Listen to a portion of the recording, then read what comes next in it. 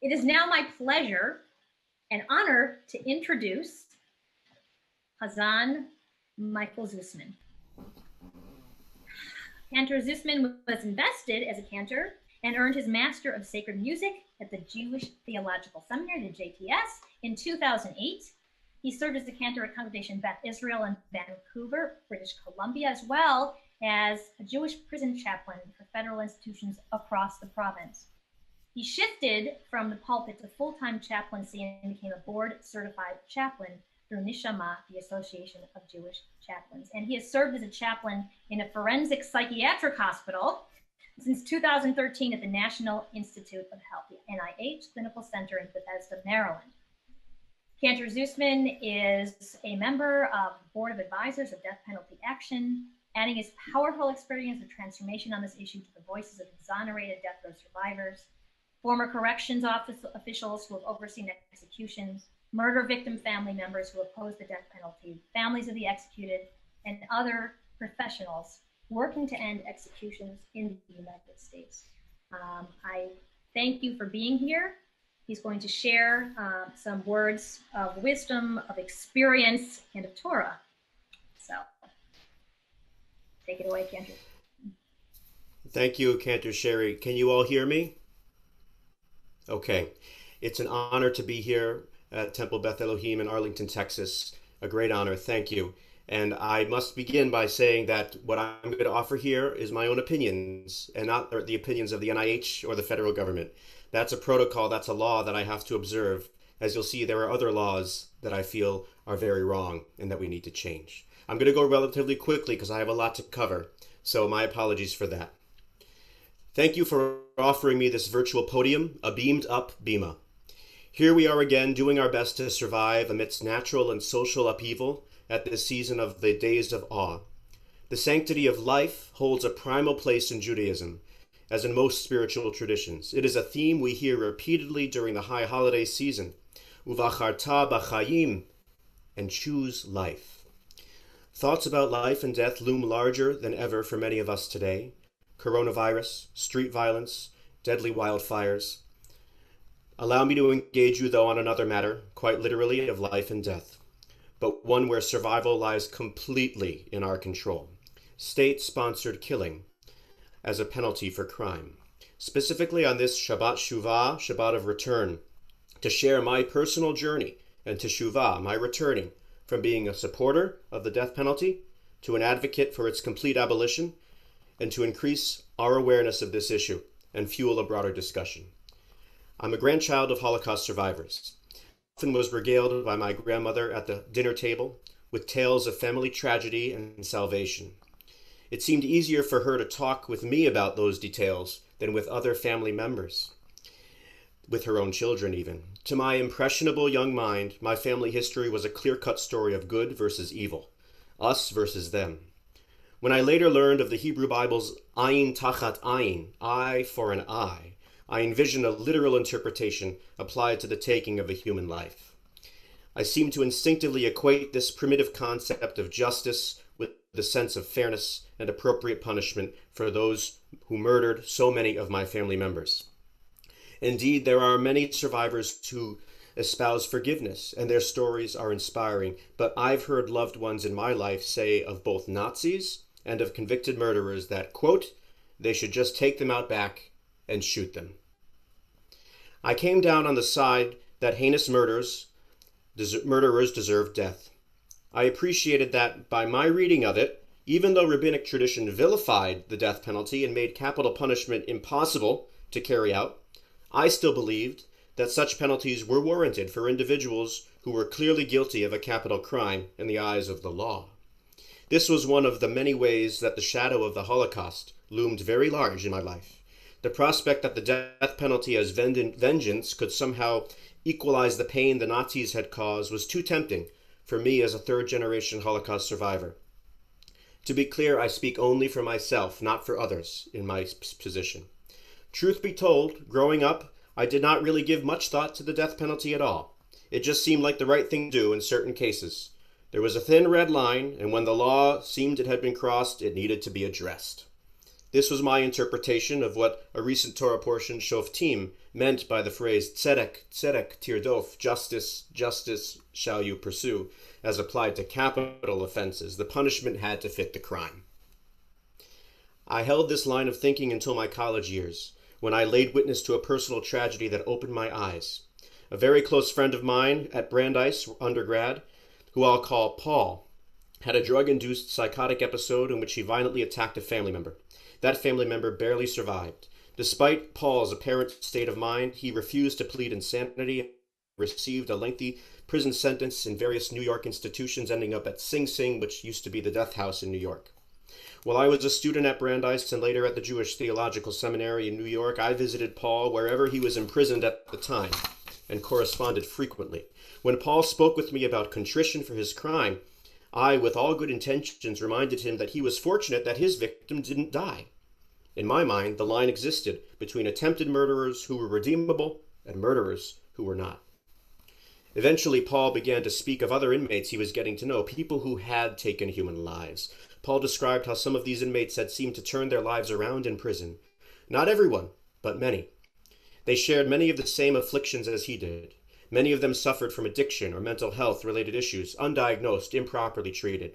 Many came from upbringings the likes of which I could not imagine as a privileged suburban middle-class, Caucasian, cisgender male. At one point, Paul and I discussed our views of capital punishment in awful cases. He simply said that he respectfully disagreed with me. It wasn't academic for Paul. He knew these human beings, and while they had done the unthinkable, their actions in the moments they had come to define their lives did not define the people they had become. Like himself, Paul believed that they were worthy of another chance, even though they had deprived the victims of the same right. I visited Paul in prison in part because I believed I could rescue him and preserve his humanity. But in these interactions, Paul opened new doors for me and introduced me to new perspectives. Through his letters, he introduced me to real people who perhaps were only alive because they had not committed their crimes in a pro-death state. I saw some of them when I visited Paul. He told me about them in letters, and soon my opinion began to change. My experiences with Paul ignited a passion within me to help the often forgotten and despairing individuals in prisons. So when I took my first post as a cantor in Vancouver, and the opportunity for a communal Jewish prison chaplain opened, I jumped at it. Every other week I left our synagogue and ventured to 12 different federal prisons across British Columbia, Canada, to visit with individuals that had requested a Jewish chaplain. Over the 3 years I did this work, I got to know people who admitted to having committed acts that in certain states, below the 49th parallel, that's the U.S., will have earned them a place on death row. Canada abolished all vestiges of the death penalty in 1998.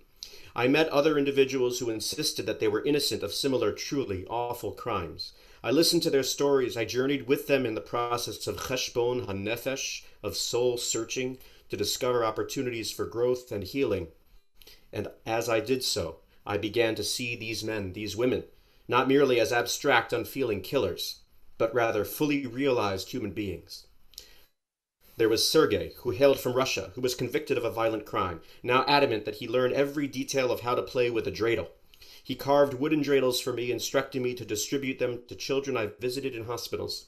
I ended up giving one of the dreidels to a woman who herself was a Holocaust survivor.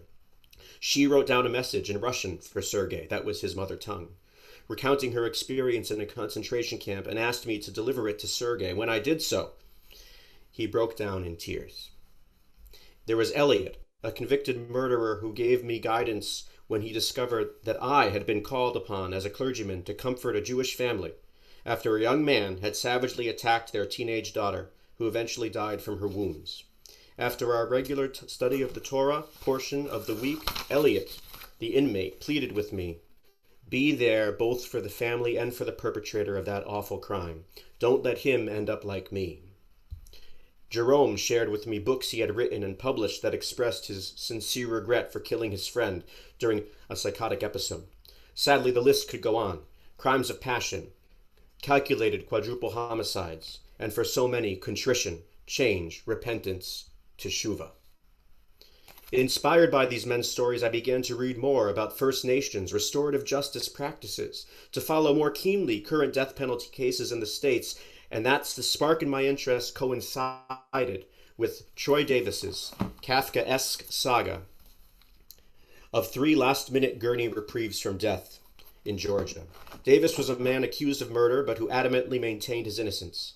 Making matters worse, there was no forensic evidence linking him to the killing, and nearly all the 9 eyewitnesses changed their story. Nonetheless, he was slated to die. I stayed up to watch televised coverage of the vigil that night, his 4th trip to the gurney, on September 21st, 2011.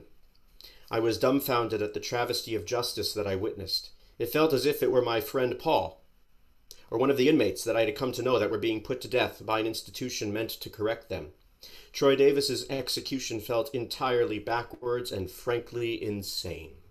His death marked a major turning point in my abolitionist journey. What had started as a passing interest now began to consume me. I wrote songs and plays about Troy Davis and others like him. The death penalty became for me the single most egregious and legally enshrined injustice of a heavily broken penal system, and I had to be part of the movement to change that. From my late father-in-law, Dr. Morton Winston, a professor of philosophy, human rights, and scholar and national leader in Amnesty International, I learned about the true meaning of the word amnesty, about the difference between ethics and morals, and about the abolition movement. I read books, I took action, I signed petitions. Whenever I crossed the border back to the States from a visit from my new home in Canada, I experienced a sick feeling in the pit of my stomach over the idea of entering a land where the government had the legal right to kill its prisoners. When I moved back to the U.S., I rejoiced as some states ended capital punishment, Connecticut, Maryland, others. But these aside, sanctioned killings in the country continued. I cried in despair as individuals were put to death, often in gruesome, protracted, and horribly painful ways. Each execution seemed to take with it another piece of my neshama, my soul, as a former prison chaplain. Paradoxically, executions in this country were temporarily halted because of COVID. This hiatus lasted until May 19th of this year, when Missouri killed Mr. Walter Archie Barton. Like Troy Davis, Mr. Barton's case was riddled with problems, and his guilt remained very much in doubt. At the online interfaith vigil on the night of his execution, I chanted Psalm 23 in Hebrew. I later learned of a stunning synchronicity. At the exact time that I was singing this psalm, Mr. Barton crossed over from this world into Gate Salmavet, into the valley of the shadow of death. His last statement was this, quote, I, Walter Archie Barton, am innocent, and they are executing an innocent man. Indeed, studies find that 1 of every 25 individuals on death row is just that, innocent. Since his execution on July 8th, Texas carried out its first execution in the COVID era. That was of any other state in the COVID era. On July 14th, 16th, and 17th, 3 individuals were put to death by the federal government, my employer, at the U.S. Federal Death Chamber in Terre Haute, Indiana. On August 26th and 28th, 2 more executions took place at the hands of the federal government, and 2 more federal killings occurred this past Tuesday and Thursday during our 10 days of repentance. The total number of people killed by the federal government this year is 7 as of the start of right now. More dates could still be set. The U.S. government can give as few as 20 days notice before a death date. This comes after a 17-year hiatus in imposing the death penalty, and it is the most people our U.S. government has put to death in 1 year in the last 57 years. According to a criminal justice project of the NAACP, as of today, after the 2 killings this past week, 55 individuals sit on federal death row, 4 more on military death row. An additional 2,559 condemned individuals sit on death row in 1 of the 28 states that still permit the death penalty, including American Samoa. The U.S. is the only developed Western nation that regularly applies the death penalty. America is one of 56 countries of 195 worldwide that still executes its own people. Since the reimposition of the death penalty in '76, after a brief hiatus, more than 7,800 defendants have been sentenced to death. Of these, more than 1,500 have been executed. In 2007, the UN issued a resolution calling for a worldwide moratorium of the death penalty, but this does not protect the 2,618 total individuals on death rows in our country. 2,618 people. And Black Lives Matter, indeed, when it comes to how the death penalty is unfairly applied when a person of color is being considered for death in this country. A new study that the Death Penalty Information Center has just released confirms this. As global citizens, the American Jewish community must be informed of the great deal that our inherited tradition has to say about capital punishment. Several of those awaiting execution on death row are Jewish. I've corresponded with some of them, but there is something else. There is something else. Our people have been the victims of state-sponsored murder from time immemorial. We, of all people, should know that being killed by one's government is wrong. We of all people should know that eye for an eye was legislated away by the rabbis. We of all people should know that thou shalt not kill. Lo tirtzach. The epiphany that my country, the U.S., and the Third Reich both engaged in state-sponsored killing it was that epiphany that heralded a new point in my own abolitionist ire. The Holocaust had been transformed, in my mind, from a motivator for lethal vengeance to a warning sign of what we have become as a nation. Abe Bonowitz is the director of Death Penalty Action, an anti-death penalty organization. Abe puts the Abe in abolition. And he started a petition for organizations, including faith institutions and congregations, to sign on to join in the struggle to end the federal death penalty by supporting the federal abolition bill, which is now before Congress. I am proud to work with Abe and Death Penalty Action to share this message with the Jewish community throughout our country, alongside Truah, Uri L'Tzedek, other Jewish social action organizations, as we mobilize this effort. Increasing congregations and other faith-based organizations from across the religious world have signed the petition. Abe spoke with me by phone for the first time after his return from Terre Haute, Indiana, where he was on the ground protesting executions as he's done for 40 years. It was then that Abe gave me a charge. He said, "Now you have a voice, and leaders should lead." As a cantor, as a chaplain, I took this to heart. And so, if you haven't guessed by now, I have become a heaven-bent abolitionist. How much so?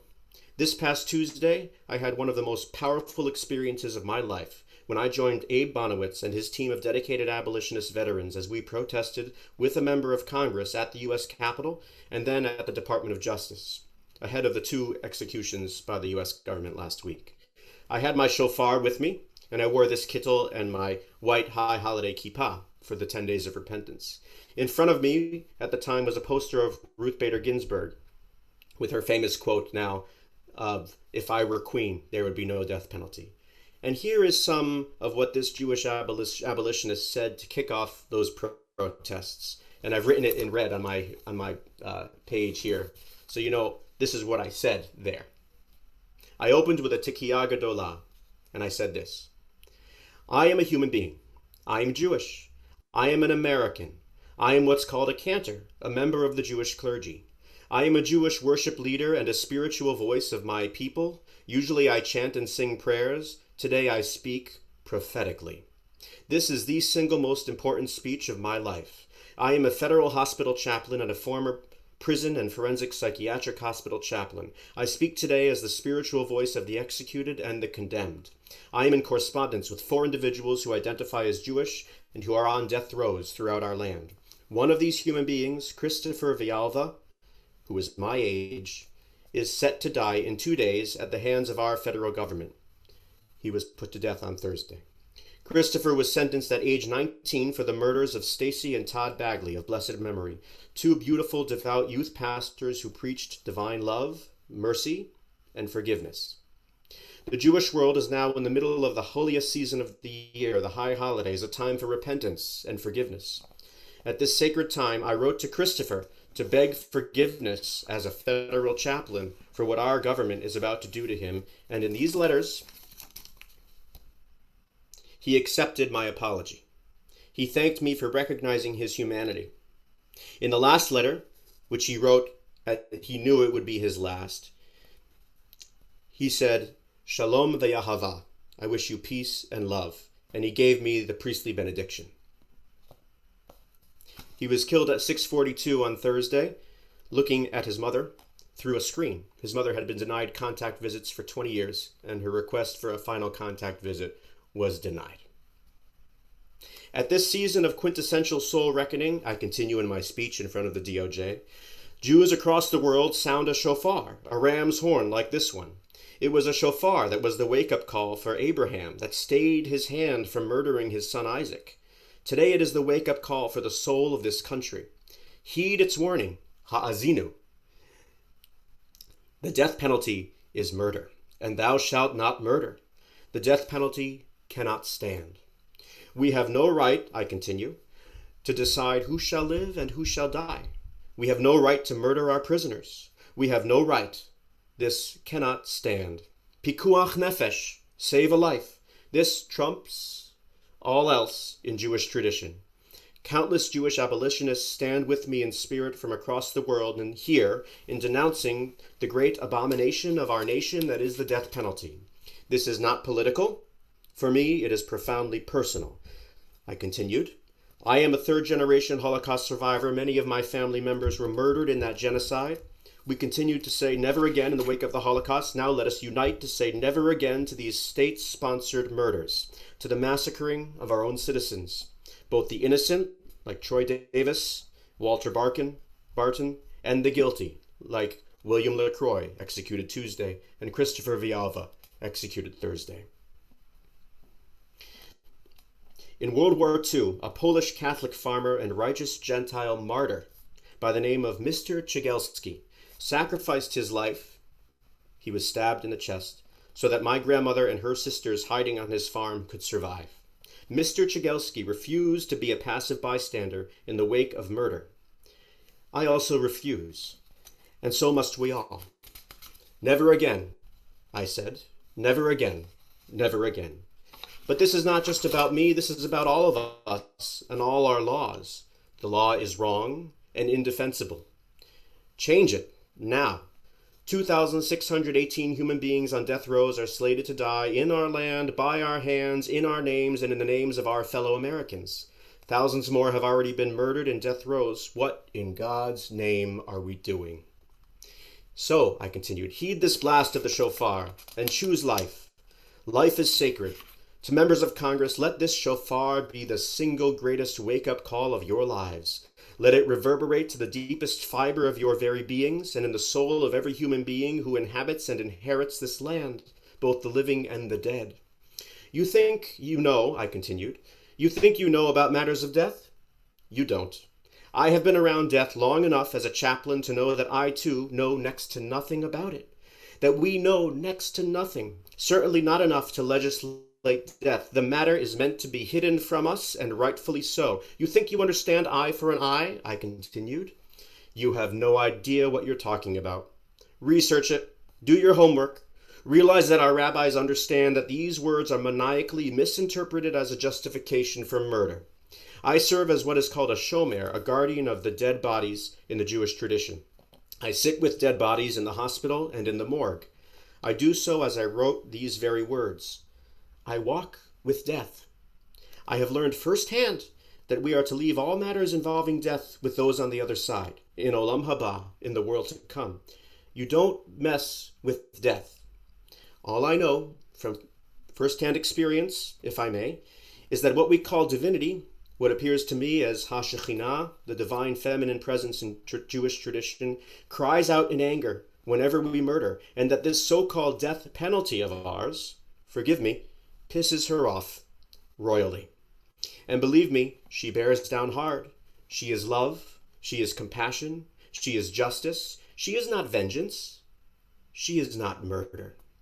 Azah chamavet ahava, the Song of Songs. Love is as strong as death. And so the greatest shame on you, Mr. President, I continued, if you do not spare these lives, if not, may you bear the full weight of their murdered souls and feel what some members of my tribe refer to as Jewish guilt, laid down ever so hard within the core of your very being. And take my word for it, that guilt is real, and it holds tremendous unbridled power. When a loved one dies, we say to Malach HaMavet, to the angel of death, Teref yadecha, stay your hand. Stay your hand, Mr. President. You are not the angel of death, sir. Neither am I. Neither is anyone. Hear the wisdom of Ecclesiastes. No one has authority over the life breath. There is no authority over the day of death. Mr. President, you don't mess with death. Trust me, I've learned the hard way. If you continue to do so, may God in her compassion have mercy upon your soul. This insanity cannot stand, this barbarity cannot stand, this horror and deepest national shame cannot stand. It is the epitome of evil, the single most egregious ethical and moral abject failure of a profoundly broken criminal justice system. Justice Ruth Bader Ginsburg, Zichrona Livracha, of blessed memory. Remember, her poster was right in front of me. Knew this all too well. She was Jewish. Her Hebrew name was Yitaruchel bat Tziralei of Natan. How did she feel? If I were queen, she said, there would be no death penalty. May we at least fulfill that dream of our late Justice, Alecha HaShalom, peace be upon her. Her presence is with us here today. This is a Jewish issue. This is an American issue. This is a human issue. May we get on the right side of history before it's too late for this still potentially great country of ours. May we no longer be a land of the free and home of the angel of death. Never again. Never again. Never again. L'chaim, to life. And after my speech ended, I took off my kittel. I unbuttoned it to reveal my shirt underneath, which says, I am Troy Davis. I have my father-in-law's buttons on it, and I chanted Tikiyah Gedolah, and I blew the shofar as loudly as I could. As I walked off the podium, I blew a kiss to RBG's picture. And so, you see now the full journey, the ganze teshuva, the full returning that I made from being pro-death penalty to being an abolitionist. But that's just me. What's your take during this season of forgiveness? I won't be offended. How do you answer our liturgy's reverberating question? Mi yichye u'mi yamut. Who shall live and who shall die? And who of the 61, make that 59 now, people currently on federal military death row shall die by execution? Or more if yours, like Texas, is a pro-death state. Many of you likely have spent many more years than I have been alive, I'm only 39, contemplating the issue of capital punishment. Arguments for and against it have been debated by minds much more brilliant than mine. In the Jewish context, erudite and powerful opinions have been written for millennia. We've collected these online if you'd like to see those resources. I must admit my mind is not well wired to keeping in order all the Talmudic and legal arguments. To help others like me, like I said, we have this resource. What I offer you today was my own personal journey and what led me to become a Baal Teshuvah, one who returns. As Abe Bonowitz charged me, let me lay down this charge to you. Whatever opinion you may have on the subject, please voice it. Continue the dialogue. In matters as important as the sanctioned termination of life, occurring now more frequently than in recent memory, we owe it to ourselves to constantly revisit the morality, ethic, and efficacy of this practice. Remember that your voice matters. These are our laws. Laws can be changed. If you agree, sign our petition at deathpenaltyaction.org. Have your clergy sign on. If a majority of the shul agrees, sign on as an entire shul. My shul did that. That option is available. Or support deathpenaltyaction.org with a donation. Laws in this country, like I said, can be changed. Our laws are born out of opinions and attitudes. Let us today say that the Eighth Amendment's prohibition against cruel and unusual punishment now extends to a prohibition of capital punishment. Each of these actions can help save 59 lives on federal death rows and perhaps eventually the remaining 2,559 lives on state death rows. So again, what do you think? And I just wanted to share, I don't know actually if you have a picture of him, but this is a picture of Christopher Villalba, who was put to death on Thursday.